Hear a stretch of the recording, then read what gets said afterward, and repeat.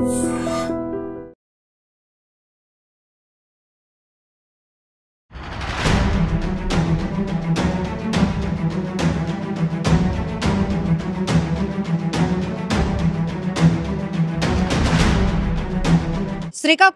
దారుణం. బంగారం వ్యాపారి గుప్తా హత్య కేసు మిస్టరీ వీడింది.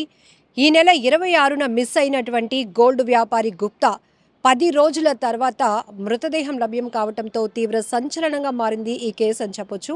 సో ఈ కేసులో సినిమా స్టైల్లో డ్రైవర్ సంతోష్ వేసినటువంటి స్కెచ్ వింటేనే విస్తుపోయేటటువంటి వాస్తవాలు వెలుగు చూశాయి. సో ఈ నెల 26 అంటే గత నెల 26వ తేదీన విశాఖపట్నానికి 2 కోట్ల రూపాయలతో వచ్చినటువంటి ఈ బంగారం వ్యాపారి పొట్నూరు వెంకట పార్వతీశం గుప్తా 2 కోట్ల రూపాయలతో బంగారం బిస్కెట్లు కొనుగోలు చేసి తిరిగి పయనమైన టైంలోనే పెదపాడు రోడ్డు వద్ద ఈ డ్రైవర్ సంతోష్ స్కెచ్ వేశాడు. మరొక కార్ డెక్కర్ ఓనర్ అయినటువంటి రాజు, మణికంఠ ముగ్గురు కూడా ఈ వ్యాపారిని హత్య చేసి అతని దగ్గర ఉన్నటువంటి 2 కోట్ల రూపాయలు విలువ చేసే బంగారు బిస్కెట్లతో పాటు అతని దగ్గర ఉన్నటువంటి మరికొంత నగదును కూడా అపహరించుకొని పారిపోయారు. అయితే ఈ కేసుకు సంబంధించి మొదట 26వ తేదీ నుంచి కూడా ఈ వ్యాపారి గుప్తా ఫోన్ సిగ్నల్స్ అసలు ట్రేస్ కావటం లేదు, ఫోన్ స్విచ్ ఆఫ్ వస్తూ ఉండటంతో బంధువులు, కుటుంబ సభ్యులు ఆందోళన చెందారు. నర్సన్నపేట పోలీస్ స్టేషన్కి వెళ్ళి కంప్లైంట్ ఇవ్వడంతో మొదట మిస్సింగ్ కంప్లైంట్గా కేసు నమోదైంది. ఆ తర్వాత డ్రైవర్ని ఆయన కాల్ ట్రేస్ చేస్తే గనుక ఈ గుప్తాని హత్య చేసిన తర్వాత ఈ డ్రైవర్ పోలీసులను డైవర్ట్ చేయడానికి ఈ వ్యాపారి ఎవరైతే గుప్తా ఉన్నారో అతని సెల్ ఫోన్ను ఒక ట్రావెలింగ్లో ఉన్నటువంటి ఆర్టీసీ బస్సులో పడేశారు. సో అది అటు ఇటు దాని సర్వీస్ రోడ్లో వెళ్తున్నంతసేపు కూడా సిగ్నల్స్ వేరే చోట ట్రాక్ అవుతూ వస్తుంది. ఆ సెల్ ఫోన్ సిగ్నల్స్ బేస్ చేసుకొని ట్రాక్ చేసినటువంటి పోలీసులు కాల్ హిస్టరీ తీశారు. కాల్ రికార్డ్ తీస్తే డ్రైవర్ సంతోష్తో ఉన్నటువంటి ఆ కాల్ లిస్ట్ ఏదైతే ఉందో అతన్ని ఫస్ట్ పట్టుకున్నారు.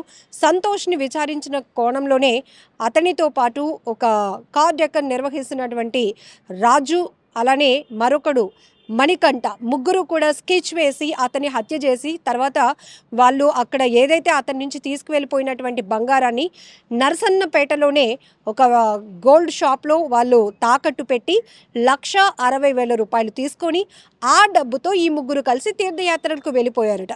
సో మొత్తం ఏం జరిగింది, ఎలా ప్లాన్ వేశారు, ఎలా అతన్ని హత్య చేశారు, హత్య చేసిన తర్వాత అతని మృతదేహాన్ని పెదపాడు రోడ్ సమీపంలో ఉన్నటువంటి ఒక పెద్ద గడ్డలో పడేశారు. ఈ విషయాన్ని పోలీసుల ఇన్వెస్టిగేషన్లో భాగంగా ఈ నిందితుడు ఎవరైతే సంతోష్ చెప్పడం వల్ల ముమ్మరమైనటువంటి గాలింపు చర్యలు కూడా ఆ గడ్డలో కొనసాగాయి.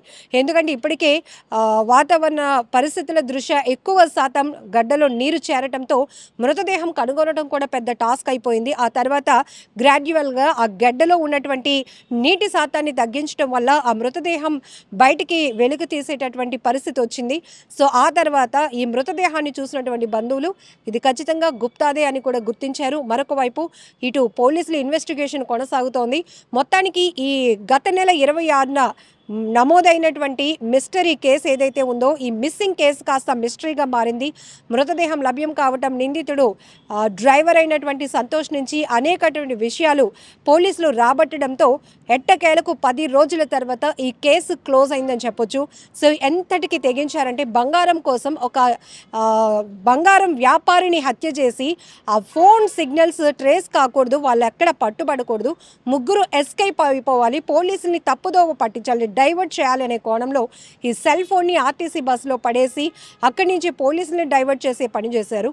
అలానే వైజాగ్లో గోల్డ్ కొని పర్చేస్ చేసి తిరుగు ప్రయాణం అవుతున్నటువంటి వ్యాపారిని కార్ చేంజ్ చేసి అతన్ని హత్య చేసి అతని దగ్గర ఉన్నటువంటి 2 కోట్ల రూపాయలు విలువైన బంగారంతో పాటు మిగతా డబ్బు అయితే ఎక్స్ట్రాగా ఆయన దగ్గర ఉందో ఆ అమౌంట్ని కూడా పట్టుకొని వీళ్ళు వేరే చోట బంగారాన్ని తాకట్టు పెట్టి ఆ డబ్బుని తీసుకెళ్ళి మళ్ళీ తీర్థయాత్రలకు వెళ్ళిపోయి ఇలా మొత్తానికి కేసును ముప్పతిప్పలు పెట్టించే ప్రయత్నాలు చేసినప్పటికీ పోలీసులు తమదైన కోణంలో తమదైన స్టైల్లో కేసు విచారణ కొనసాగించడం వల్ల మొత్తం ఈ ముగ్గురు భాగవతం బట్టబయలైంది. సో ముగ్గురు హత్యకు ఎలాంటి స్కెచ్ వేశారు, ప్రధానమైనటువంటి నిందితుడు డ్రైవర్ సంతోష్ ఇంత దారుణానికి తెగబడటం చాలా బాధాకరమైన విషయం. ఎందుకంటే నమ్మకంగా పనిచేయాల్సినటువంటి వ్యక్తులు కూడా డబ్బుకి ఆశపడి అడ్డగోలుగా డబ్బు సంపాదించేయాలి, డబ్బు దోచేసుకోవాలనే ఉద్దేశంతో హత్యలకు తెగబడుతున్న తీరు చూస్తుంటే సినిమా స్టోరీలు కూడా వీళ్ళ దగ్గర ఎందుకు పనికిరావేమో అనిపిస్తూ ఉంటుంది. అది స్క్రిప్టెడ్ స్టోరీస్ మనం బిగ్ స్క్రీన్స్ పైన చూసినప్పటికీ రియల్ లైఫ్లో రియాలిటీలో కొంతమంది నేర ప్రవృత్తి, వాళ్ళ ఆలోచన ధోరణి చూస్తే విస్తుపోవడం కాదు కదా, భయం వేస్తోంది. ఎందుకంటే ఎప్పుడు ఎవరిని ఎలా నమ్మాలో కూడా అర్థం కానటువంటి పరిస్థితిలో ఒక రకంగా చెప్పాలంటే డ్రైవర్ అనే ఒకటి వృత్తి ఏదైతే ఉందో వెరీ రెస్పాన్సిబిలిటీ. ఎందుకంటే అతని మీద చాలా బాధ్యతలు ఉంటాయి. కొన్ని వెహికల్స్కి వాళ్ళు ఓనర్స్ దగ్గర పనిచేసినప్పుడు చాలా నమ్మకంగా ఉంటారు. చాలా సీక్రెట్స్ ఓనర్స్ కార్లోనే ఉంటూ మాట్లాడుకున్న డ్రైవర్ మనోడే అనే ఆలోచనతో చాలా ఓపెన్గా వాళ్ళు వర్క్స్ చేస్తూ ఉంటారు. కానీ దీన్ని ఆసరాగా చేసుకుని సొమ్ము చేసుకోవాలని దుర్మార్గపు బుద్ధి ఉన్న వాళ్ళు ఇది ఒక పథకంగా ప్లాన్ చేసుకొని వీళ్ళని అడ్డు తొలగించుకొని వాళ్ళ దగ్గర ఉన్న డబ్బు దోచేయాలి, పారిపోవాలి, వాళ్ళు జల్సా చేయాలనే ఉద్దేశంతో ఇట్లాంటి ప్లాన్లన్నీ వేస్తూ మనుషుల్ని హత్య చేస్తున్నారంటే చాలా బాధాకరమైన విషయం.